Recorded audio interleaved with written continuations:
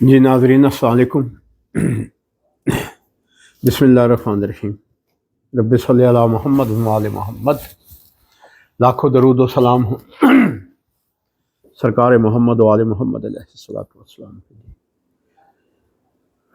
بسم اللہ الرحمن الرحیم۔ بحول اللہ ان اللہ ولیاء اللہ اللہم سخر لقلوبنا جمیعا واولاد آدم وبنات بحق یا بدی یا ہوتا بحق کافر بحق حامی مین سین کاف یا اللہ یا اللہ یا اللہ یا رب الحسین بحق علی ابن الحسین علیہ السلام۔ بھی ناظرین، پروگرام طلب خیر کے ساتھ آپ کے جو سوال و جواب کا سلسلہ ہے وہ تو کچھ تھوڑا سا محدود کیا ہے۔ اب یہ ہو گیا ہے کہ اب ایک ٹاپک کو جتنی بھی کالز آ رہی ہیں، 1000 کال ہیں، تو اس میں سے جتنے ایک ٹاپک پہ 100 200 300 کالیں اٹھتی ہیں تو قرآن کریم سے اسی کا استخراج لیا جاتا ہے تاکہ وہ ہر کسی کے ہو، ہر کسی کے لیے ہو، جو بھی اس میں اس حاجت میں، اس اپنے مسائل میں، اس اپنی خواہش میں، اس اپنے سوال کے اس میں جو جواب ڈھونڈنا چاہے تو اسے جواب وہاں سے مل جائے۔ ٹھیک ہے جی۔ تو آج ہم ابتدا کرتے ہیں ایک واقعے سے، قرآن کریم سے جی، حضرت موسیٰ کے ذکر سے۔ اس میں ایک بہت بڑا راز پوشیدہ ہے کہ عاجزی، انکساری ادب، یہ ایک زندگی کے کرینے ہیں جن سے خداوند کریم کی ذات انسان سے راضی ہوتی ہے۔ اللہ کو عاجزی بڑی پسند ہے، انکساری بہت پسند ہے، ادب۔ اور ادب کے متعلق تو یہ ہے کہ عام سا ایک محاورہ بھی ہے، با ادب با نصیب، بے ادب بے نصیب۔ ٹھیک ہے جی۔ تو جب موسیٰ دنیا میں آئے تو اس وقت فرعون کو، اس کے درباری جو وہاں لوگ بیٹھے تھے، انہوں نے موسیٰ کو بتایا کہ ایک بچہ پیدا ہوگا جو تیری تباہی کا باعث بنے گا۔ اس نے کیا کیا کہ اس نے کہا کہ پیدا ہونے ہی نہیں دوں گا۔ قانون قدرت سے ٹکرانا چاہا اس نے۔ اور یہ ایک بات یاد رکھی کہ اس سے پہلے کوئی فرعون سے فرعونیت نکلی ہے جو آج تک چلی آ رہی ہے۔ فرعون سے فرعونیت نکلی ہے۔ ٹھیک ہے جی۔ تو جیسے ہی کوئی بچہ پیدا ہوتا تھا تو وہ فرعون مروا دیتا تھا۔ اس نے ہر گھر کی، ہر بستی، ہر جگہ پہ اپنے سپاہی بٹھا دیے۔ ٹھیک ہے جی۔ جس گھر میں کوئی بچہ پیدا ہونا وہ مروا دیتا تھا۔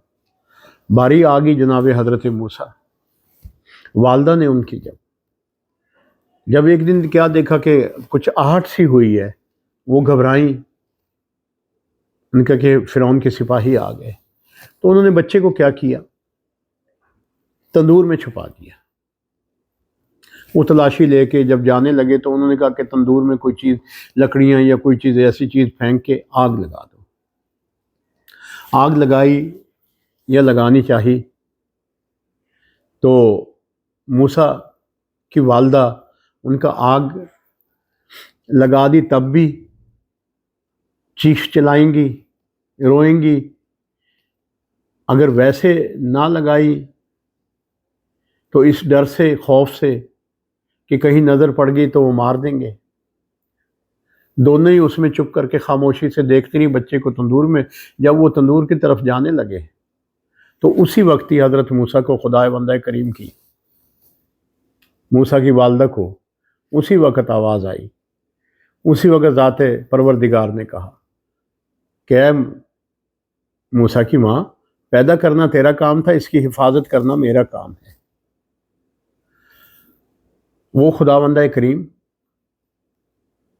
وہ ذات، جب آپ توکل کی منزل پہ، بھروسے کی منزل پہ آ جائیں گے تو وہ یقیناً جو ہے وہ آپ کی حفاظت، کبھی بھی آپ کو بے آسرا نہیں چھوڑے گا۔ اے موسیٰ کی ماں، تم تو پیدا کرنے والی ہو اور اس کی حفاظت ہم کرنے والے ہیں۔ ٹھیک ہے۔ اللہ ہر کا محافظ ہے، ہر کسی کا محافظ ہے۔ خداوند کریم کی ذات پہ آپ کا بھروسہ، آپ کا اطمینان اور آپ کا اعتقاد، ٹھیک ہے. اب جیسے حضرت آدم علیہ السلام کے 2 بیٹے تھے، حابیل اور قابیل. قابیل نے لے کے حابیل کو قتل کر دیا. اب پہلی توحید کی دشمنی وہاں سے شروع ہو گئی تھی. ٹھیک ہے جی. پھر کہاں کہاں، یہ کبھی کسی اس میں پھر میں بات کروں گا.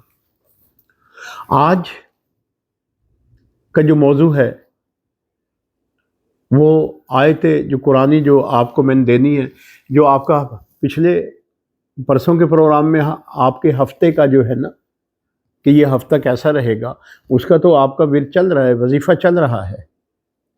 آج میں نے جو عنوان سلیکٹ کیا ہے، دیکھا ہے جو زیادہ کالیں آئی ہیں وہ کوئی الرجی، چنبل، جزام جسے کوڑ بھی کہتے ہیں، وہ کچھ لوگوں کی کالیں آئی ہیں. تو ان کی اس میں ان سے یہ ہے کہ آپ ایسے کریں گے، آپ نے جو آیات بھیجی، جو بھی بھیجا، آپ نے 2 قرآن کی آیت بھیجی، آپ نے اپنا نام بھیجا. اب یہ جہاں یہ مرض ہے. اچھا، وہ جو میں نے آپ کا ہفتہ کیسا رہے گا جس میں حسبنا اللہ و نعم الوکیل، وہ میں نے بدھ کو دیا تھا، اگلی بدھ تک چلے گا. لیجئے. اور خدا جانتا ہے آج کیا ہے. آج فرائیڈے ہے، آج تیسری رات آ رہی ہے اس وظیفے کو دیے ہوئے. یہ میرا اللہ جانتا ہے. جو آئی ہیں تو کال جو اس میں وہ مقام شکر، میں نے کہا شکر بلند کرو، خدا کی ذات کا شکر ادا کرو جس نے آپ کے اپنے اسما کو قبول کر کے آپ کی حاجت کو پورا کر دیا. اب اس میں کچھ لوگ ایسے تھے جن کے امریکہ کے لیے انٹرویو تھے، کہ اٹلی کے لیے انٹرویو تھے کسی کے. ابھی یہ کال ہے کہ اٹلی کے اس میں ہمیں آج مل گیا. کیا وہ جو انٹرویو دیا تھا ویزا مل گیا جی. ٹھیک جی. 2 دن ہی پڑا منزل یقین پہ آ کے. ٹھیک ہے جی. اب یہ جو بیماری ہے، اس بیماری کے متعلق میں ان سے یہ سورہ لہب، سورہ لہب، یہ آپ نے ایسے کرنا ہے کہ سورہ لہب کو آپ نے، یہ لگے گا تو صحیح آپ کو، ایک سرسوں کا تیل ہوتا ہے میٹھا، ایک ہوتا ہے کڑوا. اس کڑوے تیل پہ سورہ لہب کو آپ نے 3 دفعہ پڑھنا ہے. سورہ لہب کو 3 دفعہ اس کڑوے تیل پہ پڑھنے کے بعد وہ جس جگہ سے وہ جو آپ کوڑ کہہ رہے ہیں نا، کوڑ نکلا ہوا ہے، جہاں زخم ہے، جہاں یہ چیزیں ہیں، یا جنہوں نے کہا کہ خارش ہوتی ہے، اس خارش سے زخم بن جاتے ہیں، اور جنہوں نے یہ کہا کہ جہاں ہاتھ رکھتے ہیں وہاں پہ چیر سے آ جاتے ہیں، اور کچھ نے یہ کہا کہ جی وہ جیسے ہی کہتے ہوئے گرمی یا پسینہ آتا ہے تو وہاں سے جگہ کھل جاتی ہے جسم کی. اب یہ ٹھیک ہے، آپ علاج تو لیں گے، یہ اسکن اسپیشلسٹ کا شعبہ ہے یہ.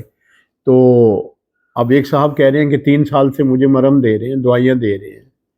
اس 3 سال کے اس میں وہ کہہ رہے ہیں کہ میں 4 بیماریاں اور لگ گئی ہیں ایک کا علاج کرتے کرتے.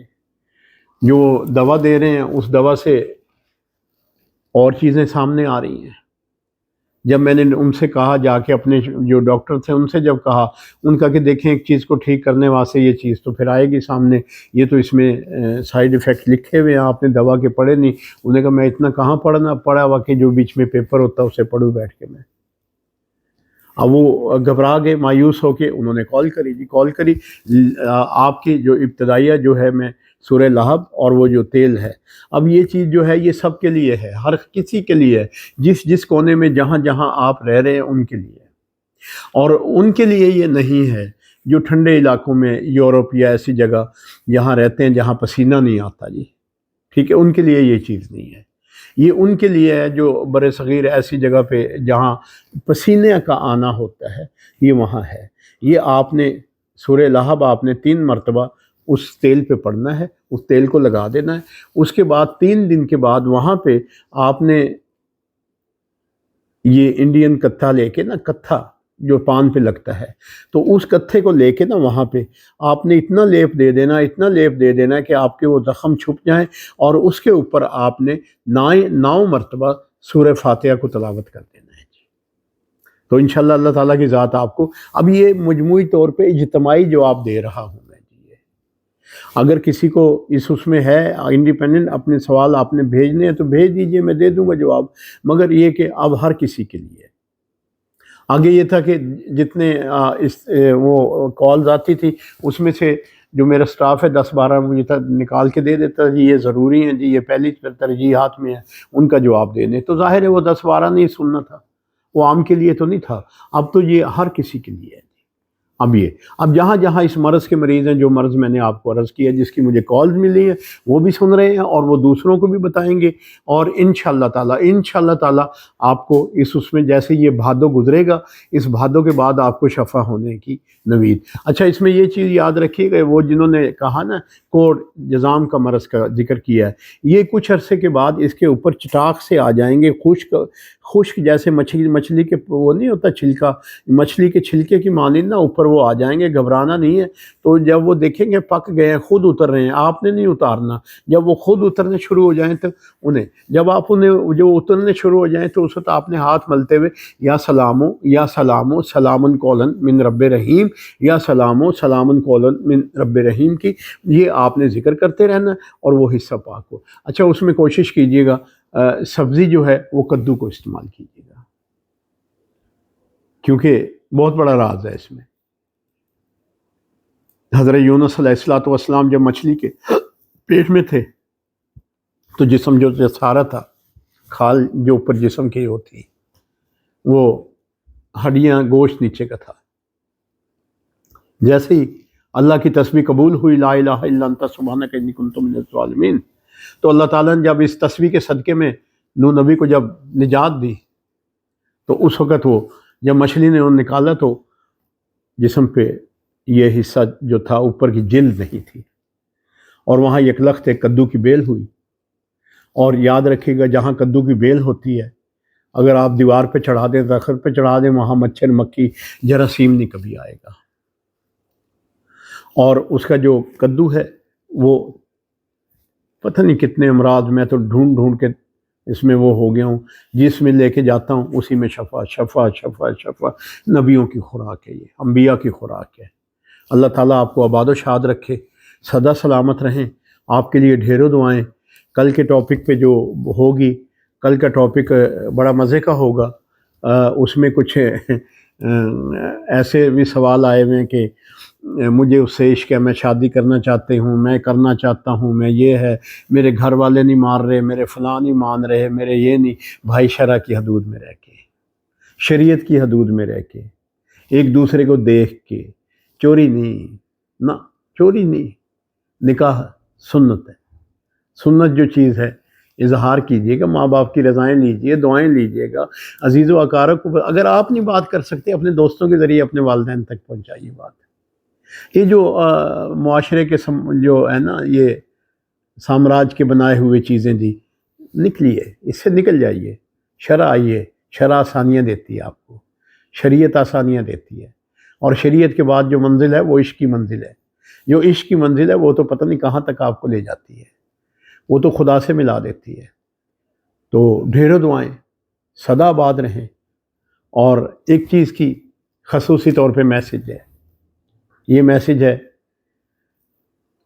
ان کے لیے جنہوں نے یہ فیصلہ کیا کہ اس ملک کو دہشت گردی سے، اس ملک کو ڈکیتی سے، اس ملک کو چوری چکاری سے، اس ملک کو قتل و غارت سے، اس ملک کو منشیات فروشوں سے، خدا کی قسم چین سکھ کا اب وہ وقت آ گیا، میں دیکھ رہا ہوں اس وقت کو، روحانیت کی نگاہ سے دیکھ رہا ہوں، دنیا یا سیاست کی نگاہ، کبھی نہ سمجھنا اس بات کو، روحانیت کی نگاہ سے دیکھ رہا ہوں کہ اگر کوئی عورت رات کو 10 کلو سونا پہن کے بھی نکلے گی تو اب محفوظ پائے گی اپنے آپ کو۔ سلام ہو ان اہل اقتدار کو جی، سلام ہو پاک فوج کو، سلام ہو حکمرانوں کو کہ جو اس طرف ملک کو لے کے آ رہے ہیں، اور یہ ملک جو ہے یہ امن کا گہوارہ بنتا ہے، دل خوش ہوتا ہے۔ آگے یقین جانیے گا جب تک یہ 2 ماہ پہلے 3 ماہ پہلے یقین جانیے گا ایسے ایسے پروگرام آتے تھے، ایسے ایسی کالز آتی تھی، 3 سال سے بچی غائب، فلاں نہیں دے رہے، فلاں لے کے گئے، یہ مسئلہ یہ مسئلہ یہ مسئلہ، دل دکھتا تھا، یا اللہ کب وہ وقت آئے گا اس ملک میں امن و سکون اور یہ امن کا گہوارہ بنے گا۔ وہ بن گیا ہے، وہ بن رہا ہے۔ خداوند کریم سلامت رکھے۔ پاکستان پائندہ باد، پاک آرمی زندہ باد۔